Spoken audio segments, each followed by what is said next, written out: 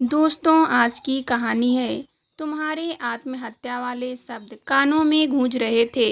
तुम्हें छिड़कने की गलान भी थी मन में। दीनू काका ने फोन करके तुम्हारी हालत बताई तो मुझसे रहा नहीं गया। कार वापस मुड़वा ली। सोचा मीटिंग तो सारी जिंदगी करता रहा हूँ और करता रहूँगा, पर तुम्हें कुछ हो गया तो तुम्हारे बिना कैसे जीऊँगा।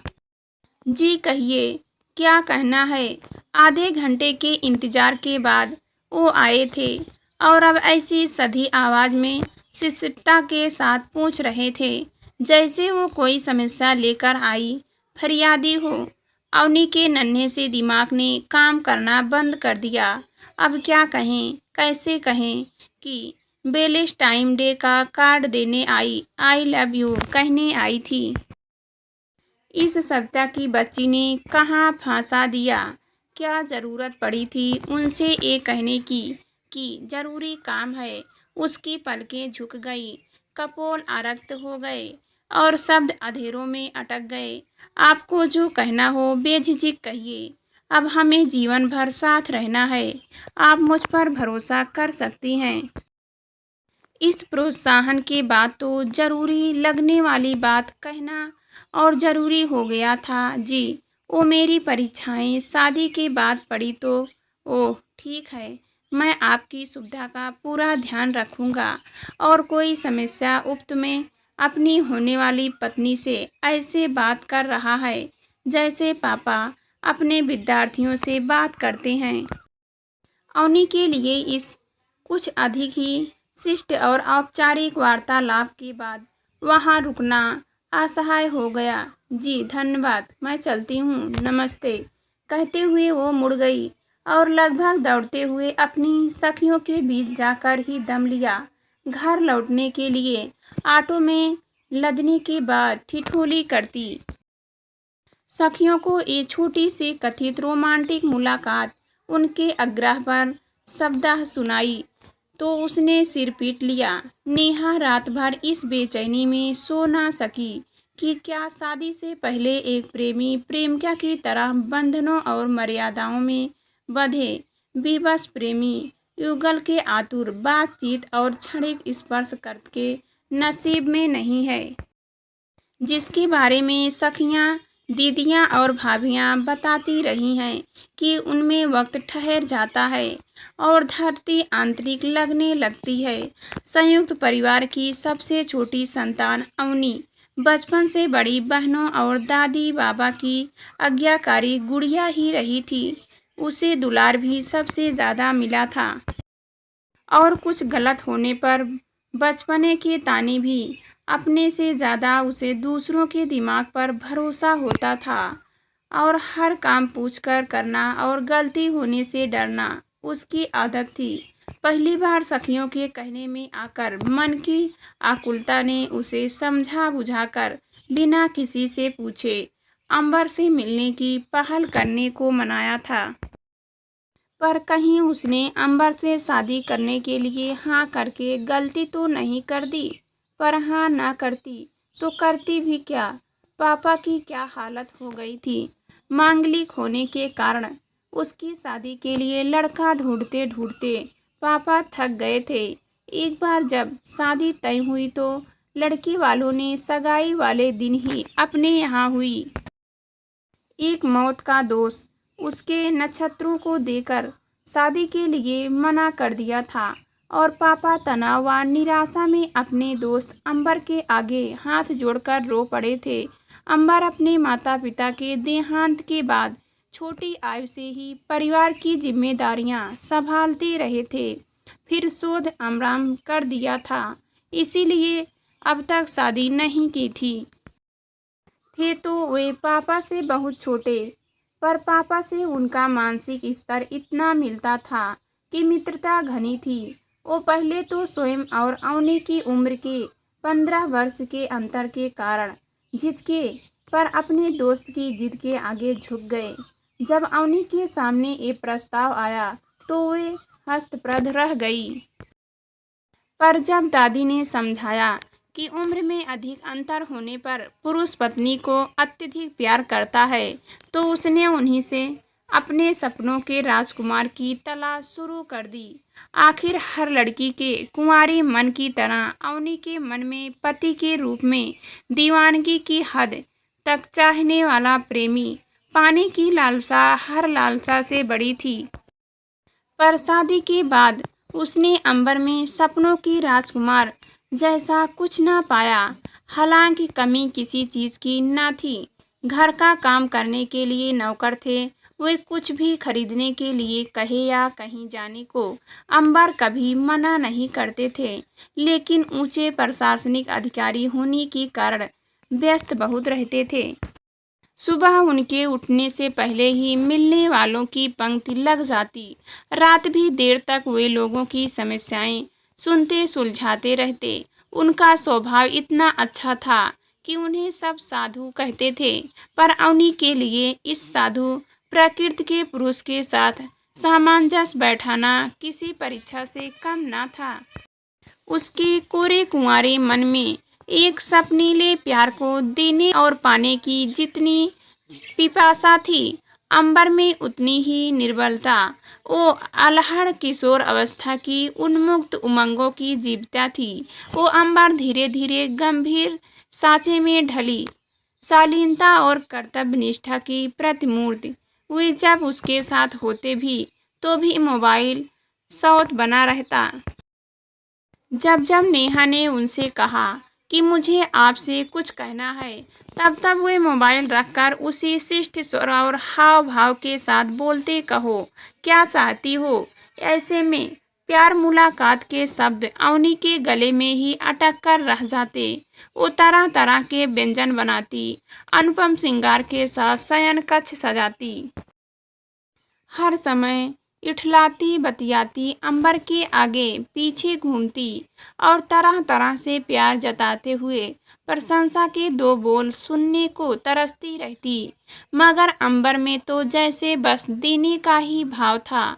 यहाँ तक कि समीप के उन अंतरिम क्षणों में भी लगता कि वे बस देने ही आए हैं। अवनी बेचैनी रहती कि कभी तो अंबर खुद से कोई अच्छा जाहिर करे, कभी तो शरीर सुख देने की नहीं पाने की पिपासा और आकुलता के साथ उसके समीप आए। उसकी किसी बात पर खुश होकर उसे आलिंगन में यूं कस ले कि लगे हुए उनका चाव है, आनंद है, सौभाग्य है। मायके गई और सखियों के साथ समस्या बांटी। उन्होंने कुछ समाधान कानों में फुसफुसाए। उस रात उनके शयन कक्ष में आने की आहट पाते ही वे करवट बदलकर दम साध कर लेट गई। वो तो चुपचाप सो गए। अगली रात उनके प्रणय स्पर्श कर इठला कर बोली कि आज मुझे नींद आ रही है, तो वे सारी बोलकर सो गए। कुछ दिन यही क्रम चला तो अंबर ने इतने हल्के से दूरी बनाकर सोना शुरू कर दिया कि अवनी का तो दिलो दिमाग असामंजस्य का घर बन गया। ऐसा पति तो किसी सखी ने नहीं बताया था। कोई मानता था तो कोई अधिकार जताता था और इसी बहाने आई लव यू कहने सुनने का अवसर मिल जाता था।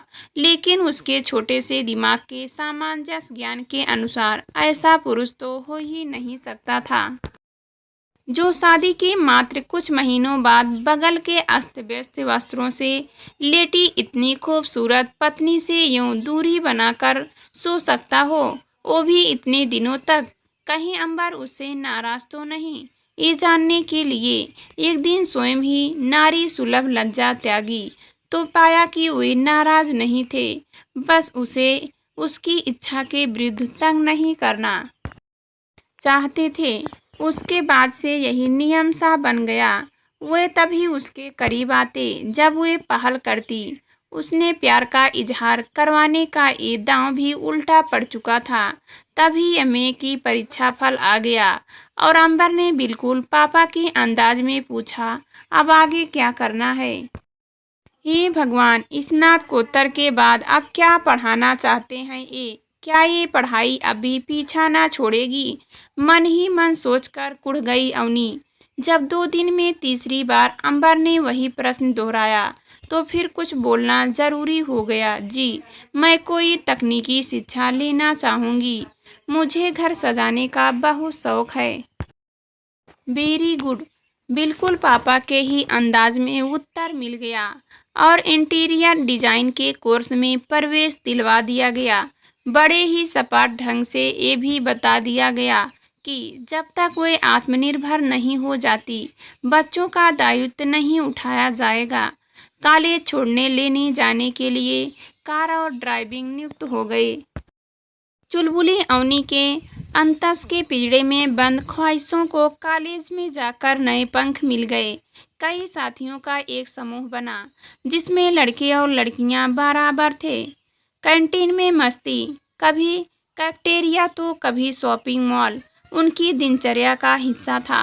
जब वे अवनी के साथ चलने को कहते तो उनका मन तो बहुत होता, पर अंबर से पूछे बिना उसकी कहीं जाने की हिम्मत नहीं थी।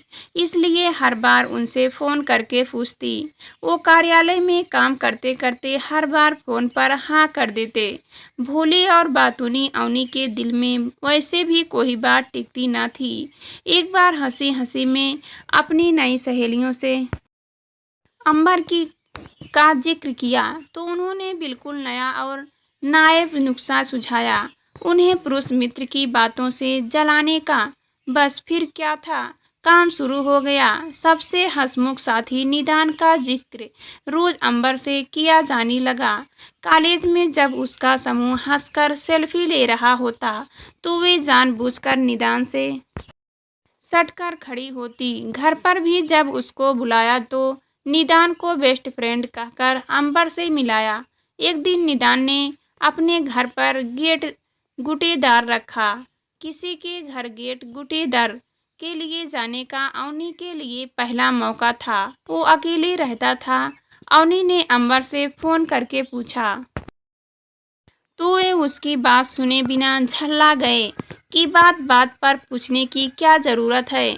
उनकी कोई ज़रूरी मीटिंग भी थी। निदान ने अवनी को उसके मनपसंद गीतों का संकलन एक पेन ड्राइव में देने को कहा था। वापसी में सब लोग निकलने लगे तो उसने अवनी को पेन ड्राइव ढूंढने के लिए रोक दिया और एकांत मिलते ही अवनी को बाहों में कस लिया। हतप्रभ अवनी ने किसी तरह खुद को छुड़ाया और उसके घर से बाहर निकलकर सड़क पर खड़ी होकर रोते रोते फिर अंबर को फ़ोन किया। घर का रास्ता वो कहाँ खड़ी है उसे कुछ मालूम न था। अंबर उसका मोबाइल लॉकेट करके उसे लेने पहुँचे तो वे सिसक सिसक कर रो पड़ी। अगर आज कुछ हो जाता तो मैं आत्महत्या कर लेती। अवनी के मुंह से शब्द कम निकल रहे थे और रुलाई की हिचकियाँ ज़्यादा। अब बस भी करो, हद होती है बेवकूफ़ी की। खैर छोड़ो, मुझे ज़रूरी मीटिंग के लिए दूसरे शहर के लिए अभी निकलना है। 2 दिन बाद लौटूंगा। अंबर ने पहली बार उससे छिड़क कर बात की थी। वो भीतर तक सहम गई। उसे लगा प्यार पाना तो दूर, अब तो उनका अच्छा व्यवहार भी उससे छिन गया। उसकी तो जिंदगी ही बेकार हो गई। वो आंगन में ही जमीन पर बैठ गई और वहीं बैठी रही। उसका गुलान से आरक्त चेहरा पूरी तरह झुका हुआ था। पलकों में जैसे बांध तोड़ने को आतुर सौलाभ रखा था। शाम होने लगी थी। तभी अंदर के कोमल स्वर कान में पड़े। अंदर नहीं चलना है। अवनी के आश्चर्य का ठिकाना न रहा। आप तो तुम्हारे आत्महत्या वाले शब्द कानों में गूंज रहे थे। तुम्हें झिड़कने की गुलान भी थी मन में। दीनू काका ने फ़ोन करके तुम्हारी हालत बताई तो मुझसे रहा नहीं गया। कार वापस मुड़वा ली। सोचा मीटिंग तो सारी जिंदगी करता रहूँगा और करता रहूँगा, पर तुम्हें कुछ हो गया तो तुम्हारे बिना कैसे जीऊँगा। कहकर उन्होंने अपनी बाहें फैला दी। अवनी ने चौंक कर अपनी आंखें अंबर की आंखों पर टिका दी। ये क्या कह दिया तो उन्होंने, कहीं उसके कान तो नहीं बजने लगे। लगभग साल भर से उसकी 1000 कोशिशों के बावजूद अंबर ने जो नहीं कहा था वो आज उसकी पलकों का सौलाभ बांध तोड़कर बह चला। वो दौड़कर उनके सीने से लगकर सुबक पड़ी। मुझे माफ़ कर दीजिए, मैंने आपसे निदान के बारे में जो कुछ पहले ही कहा था, वो आपको जलाकर आपका प्यार पाने के लिए। वो मेरा बेस्ट फ्रेंड नहीं, मुझे आपका प्यार चाहिए था। बस मैं वधू हूँ, मगर चरित्रहीन नहीं। अब उसकी बातें सुनकर अंबर को हंसी आ गई। वे उसका चेहरा अपने हाथों में लेकर आंसू पोंछते हुए बोले, चुप हो जाओ अवनी, तुमने वहाँ जाने से पहले मुझसे फ़ोन करके पूछना तो चाहा था। तुमने सोच भी कैसे लिया कि मैं तुम्हें चरित्रहीन समझूंगा। इंसान की इतनी तो पहचान है। मुझे और तुम ऐसा क्यों समझती हो कि मैं तुम्हें प्यार नहीं करता। तभी दीनू काका ने दरवाज़ा खटखटाया और उनकी इजाज़त लेकर कॉफ़ी रख गए। अंबर ने उसके हाथ में कॉफ़ी का मग देकर एक मग खुद उठा लिया। बोले, अवनी, तुम्हारी कौन सी चाह मैंने पूरी नहीं की जो तुम्हें ऐसा लगा। दोबारा वही सधी हुई आवाज़।